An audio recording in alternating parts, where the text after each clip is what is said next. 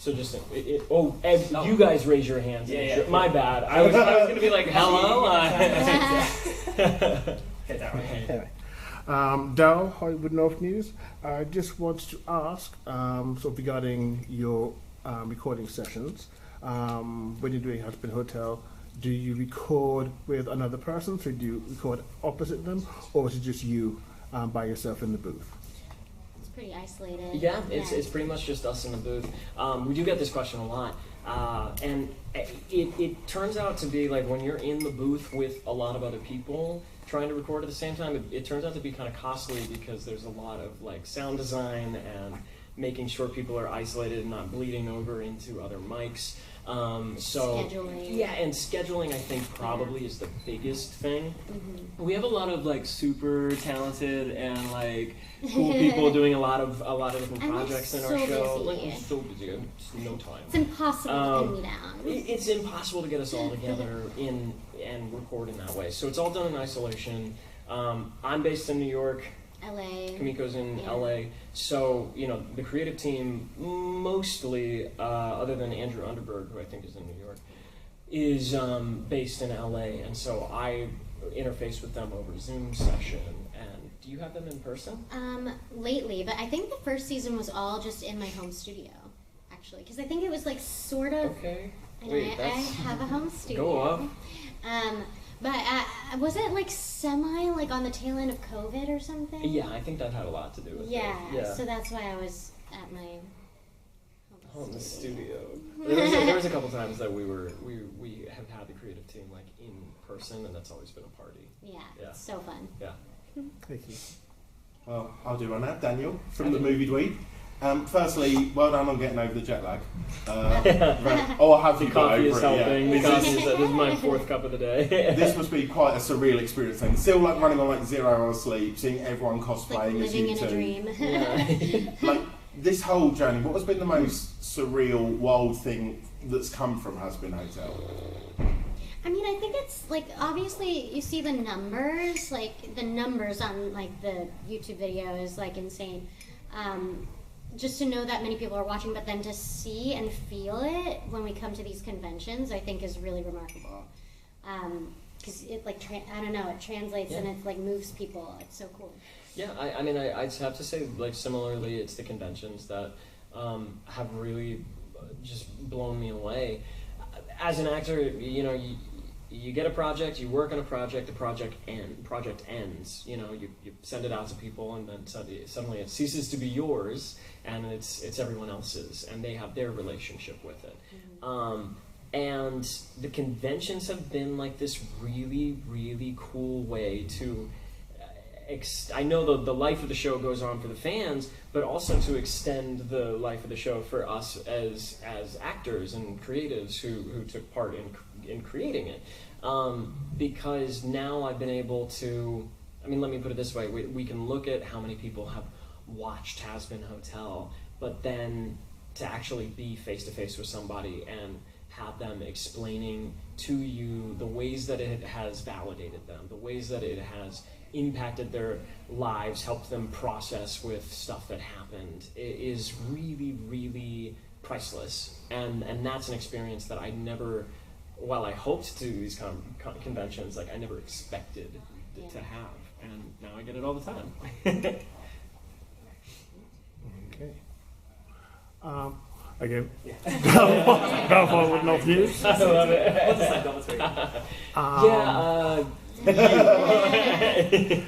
So, Kimiko just mentioned that she had a studio.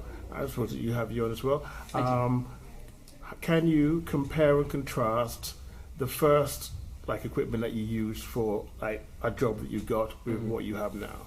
So how your setup was back then to how it is now. Yeah. Yes, because so I started doing a little bit of voiceover probably like 10 years ago or something, and it was always in just the voiceover studio. I lived in New York, and so I'd just go somewhere where there was a mic. And in order to do auditions, I would go under my blanket, my iPhone memo, and I would like, I hope I don't fuck up. And then the pandemic happened, and I was like mid-renovation of my house, which was like the worst time to like have lockdown happen, because I was like, oh no, I have like a completely empty house, and like no gutted. one's working on it. No, yeah, it was just like an unusable house. And so like one of the first things I did though, because I was like, I had a job lined up that went away, and I was like, oh my god, I have to like keep dishing out money. So the first thing I did was work on the studio, like my little home studio. It's like it's a room off of my garage. But until that was ready, I was like in an Airbnb, like an echoey ass like Airbnb, and I was like quilts and everything, pillows everywhere. And then I moved into my house. The studio still wasn't ready, and I was like in a closet, dead of like summer. It was so hot, no ventilation. I was like hanging quilts and like all this padding around me, and it was like. And I was sitting on the floor of my closet. It was really hellish for 4-hour sessions for a really long time, and then finally I made it. And the setup is honestly better. I get the feedback that it's like one of the best setups they've seen. Okay. Because it's a very large room, yeah. But I makeshift it. You know, I like got Joann's fabric like on sale, and I like. You know, had a carpenter kind of do these like 2x4 frames on like rock wool, like this discount stuff. And you own your house, right? Yeah. Like, see, that's something I'm jealous of, because I rent in New York City, and I would, you know, I got some like fiberglass to like put in a window, and like covered it with like a moving blanket, and like literally nailed a moving blanket to my wall, and that has helped. But I can't really do any more like long-term renovation, because I don't know how long I'm going to be at this place, and also how much can I alter it as somebody who's renting there. But I'm jealous of you, I guess is what I'm saying. I mean, when I started out, I mean, it was pandemic. It was the pandemic, really. I graduated college and I moved up to New York, and then the pandemic happened. I was on like I was using a Scarlett 2i2 interface, which is just like the basic bundle package that they gave you with like a Scarlett, yeah. I mean, it's good, it's really good. But then during the pandemic, I realized I was like, oh, this is cool. Oh, I really like audio. Like I really like, and I got into music production and everything. And so now I have like my own office that I get to work on music and record out of.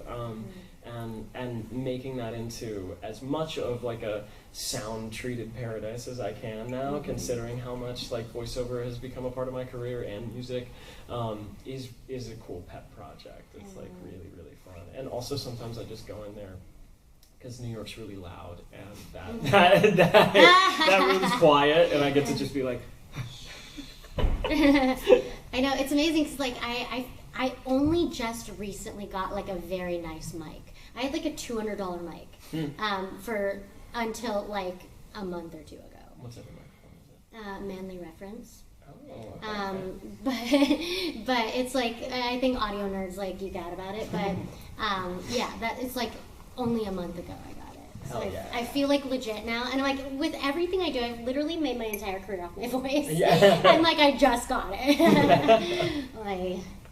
But I mean, it goes to show you, there's really a lot of good, budgetable stuff out there for you to get started. Not only get started with, but also for you to still have kind of a professional standard of audio. And I mean, I think there's one thing to like record the audio, and then there's another thing to then have somebody mix it, and somebody, you know. I'm amazed what they do. I love it. I love it so much. It is crazy. The first time I ever downloaded like an audio editing suite, and like you can have a full spectrum, like visual representation of an audio file that you're looking at, and like scrub certain frequency ranges. If there's like a bird chirping in the background, you could be like, "Yep, okay, I got rid of that." Like it's crazy. It's like painting, but it's with your ears. Wow. It's kooky. I love it. Yeah. Well. Yeah. We really went off on I that. No, but I want to borrow your microphone because they're insulting to me. It's like QVC this. Yeah, we do. But I'm glad we've got to have this sit down, because I sort of want an apology, because Loser Baby has been stuck in my head ever since I heard it. And now I want to know, with upcoming episodes, with upcoming series, is there going to be more songs that are going to be equally as infectious? Is there things... that was an immediate Yeah. Sam Haft and Andrew Underberg are just operating at the peak of their ability. I coming back for season 2, there was a skeptical portion of me that was like, but can they do it again? You know, and They always do. and they can, and they did, and they have, and they're still doing it. Nikki's You song know, is there's chaotic. Oh, yeah. There's There was evil in gonna your be eyes some- as you said that. Chaotic. There's gonna be some that are Yeah, like fucking awesome, crazy. awesome. Yeah. Well, without giving too much away, Yes. what are you most excited for fans to see in season 2? Or, you know, give it all away, I don't mind. We can't give anything away. We really have to keep it under wraps. Jeffrey Bezos will like descend from the ceiling Jeffrey. and tackle me.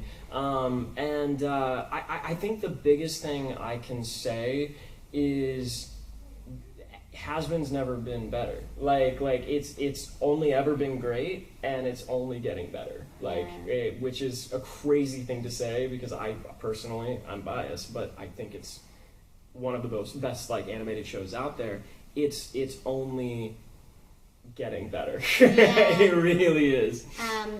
I'm biased. I am very excited for my song. I think people are going to die and watch it over and over and over because you're going to have to because it goes by very quickly. But we got the privilege of watching some of season 2 Yes. in this hotel room a few months ago, and they really leveled up. Like the animation, like it's beautiful looking.